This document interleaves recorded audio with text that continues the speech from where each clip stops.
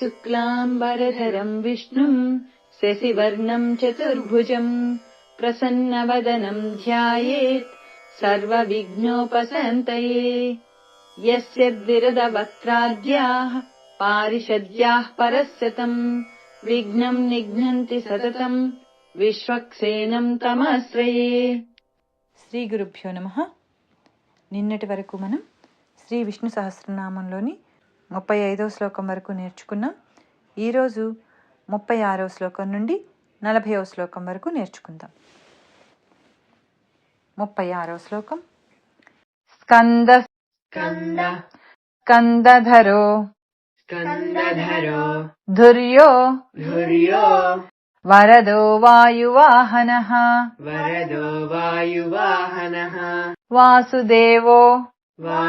వాయువాహనః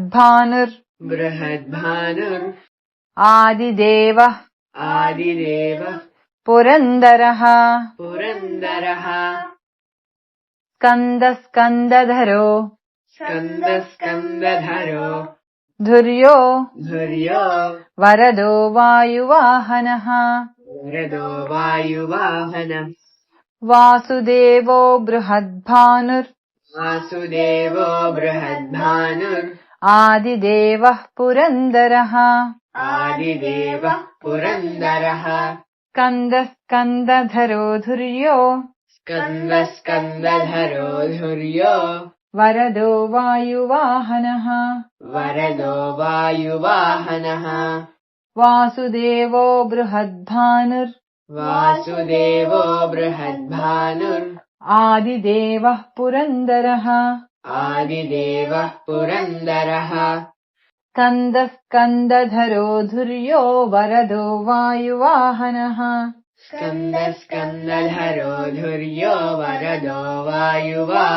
వాసుదేవో బృహద్భానుర్ ఆదిదేవః పురందరః. స్కందధరో ధుర్యో వరదో వాయువాహనః వాసుదేవో బృహద్భానురాదిదేవః పురందరః.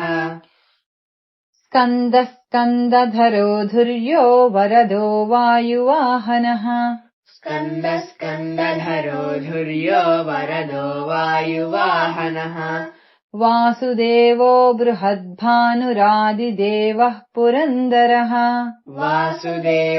బృహద్భానురాదిదేవః పురందరః.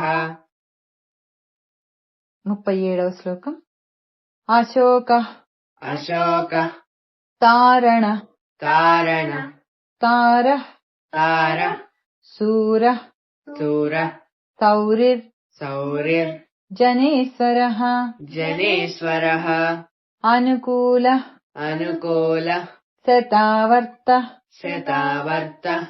పద్మీ పద్మనిభేక్షణః. అశోకః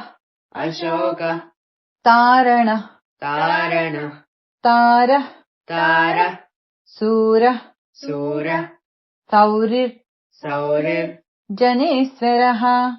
జనేశ్వరః అనుకూలః శతావర్త పద్మీ పద్మనిభేక్షణః. అశోకస్తారణస్తారః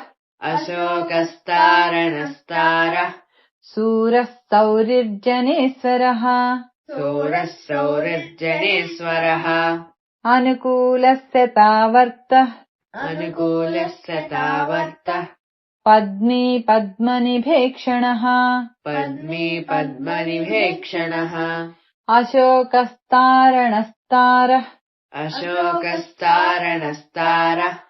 శూరః శౌరిర్జనేశ్వరः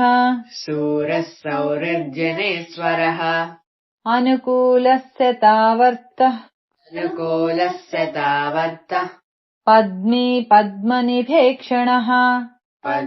పద్మనిభేక్షణः అశోకస్తారణస్తారः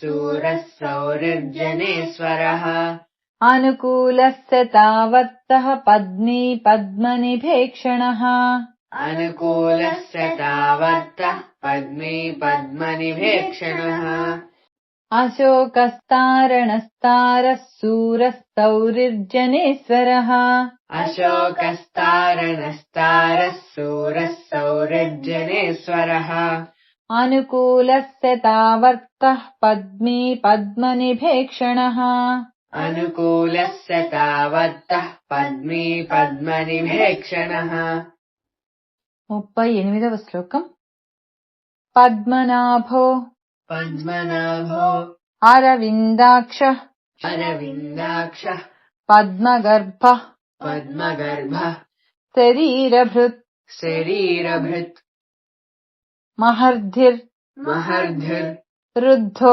रुद्धो वृद्धात्मा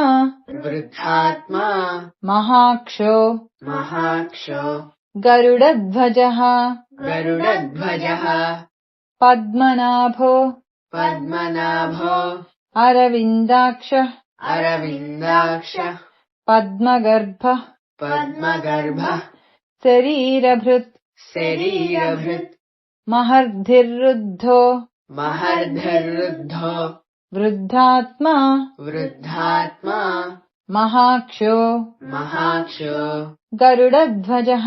गरुडध्वजः पद्मनाभो अरविन्दाक्षः पद्मगर्भः शरीरभृत् महर्धिर्रुद्धो वृद्धात्मा महाक्षो गरुडध्वजः पद्मनाभोरविन्दाक्षः पद्मगर्भः शरीरभृत् महर्धिर्रुद्धो वृद्धात्मा महाक्षो गरुडध्वजः पद्मनाभोरविन्दाक्षः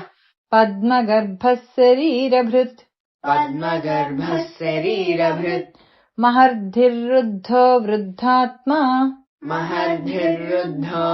महर्धिर्रुद्धो वृद्धात्मा महाक्षो गरुडध्वजः पद्मनाभोरविन्दाक्षः पद्मगर्भः शरीरभृत्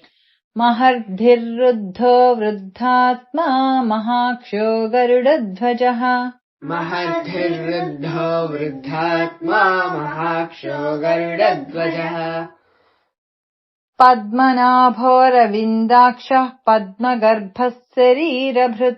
पद्मनाभोरविन्दाक्षः पद्मगर्भः शरीरभृत् महर्धिर्रुद्धो वृद्धात्मा महाक्षो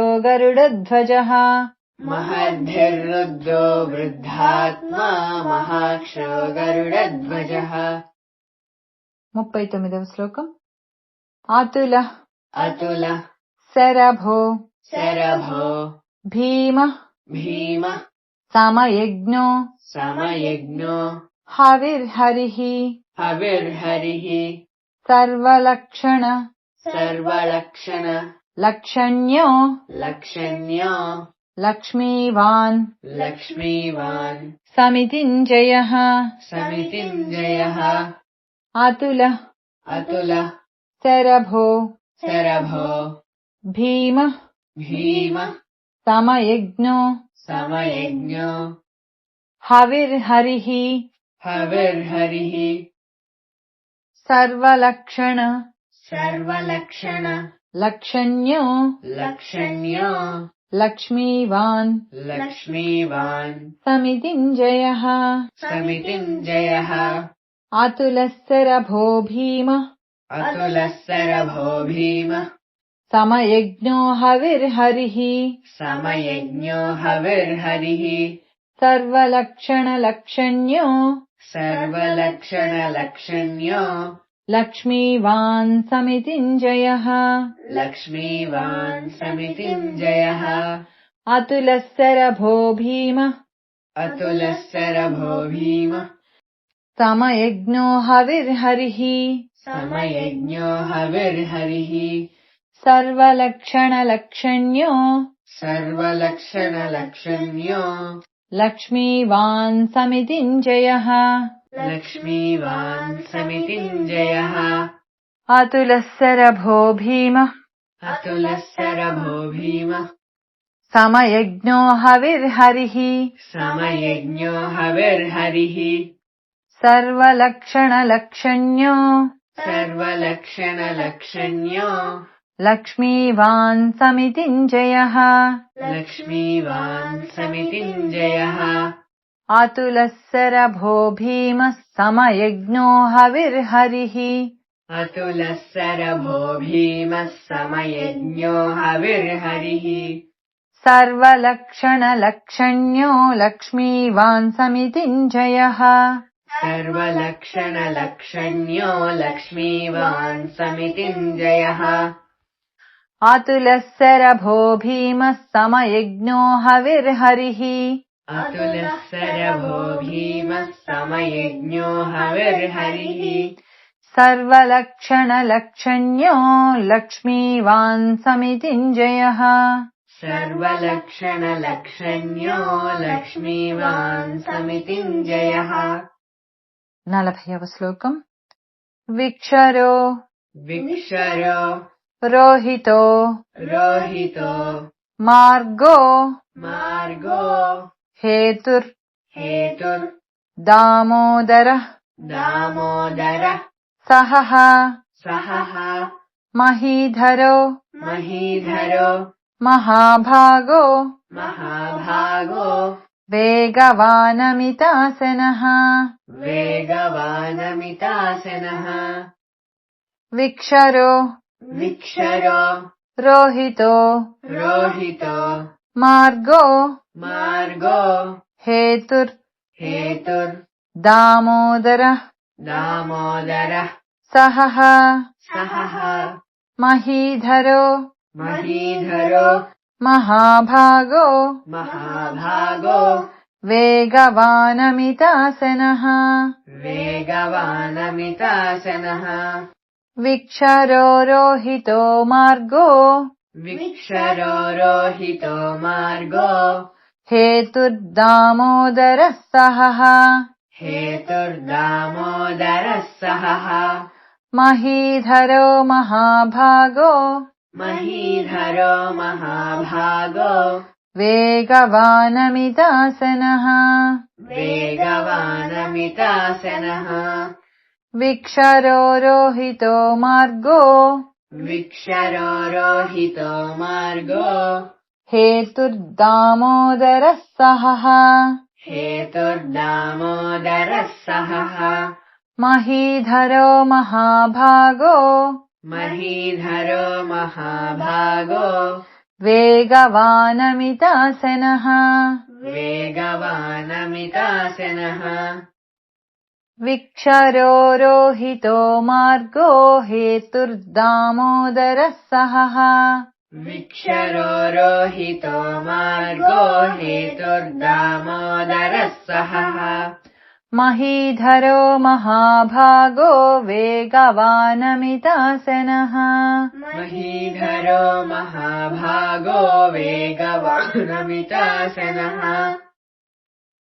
మహీధరో మహాభాగో వేగవానమితాసనః महीधरो महाभागो वेगवानमितासनः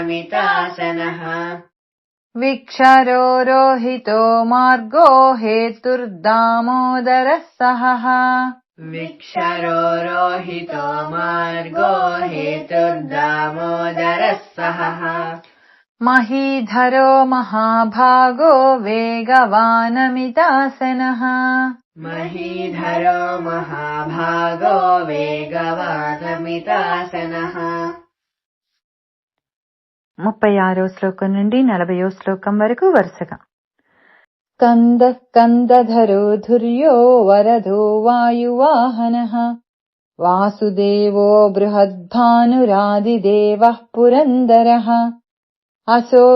అశోకస్తారణస్తారः శూరः సౌరిర్జనేశ్వరः అనుకూలस्य తావర్తः పద్మీ పద్మనిభేక్షణः పద్మనాభో రవిందాక్షः పద్మగర్భः శరీరభృత్ మహర్ధిర్వృద్ధో వృద్ధాత్మా మహాక్షో గరుడధ్వజः అతులస్య రభో భీమః సమయజ్ఞో హవిర్హరిః సర్వలక్షణలక్షణ్యో లక్ష్మీవాన్ సమితింజయః విక్షరో రోహితో మార్గో హేతుర్దామోదరः సహః మహీధరో మహాభాగో వేగవానమితాసనః. ఈరోజు 36వ శ్లోకం నుండి 40వ శ్లోకం వరకు నేర్చుకోవడం జరిగింది. రేపటి భాగంలో 41వ శ్లోకం నుండి 45వ శ్లోకం వరకు నేర్చుకుందాం. వాసుదేవ.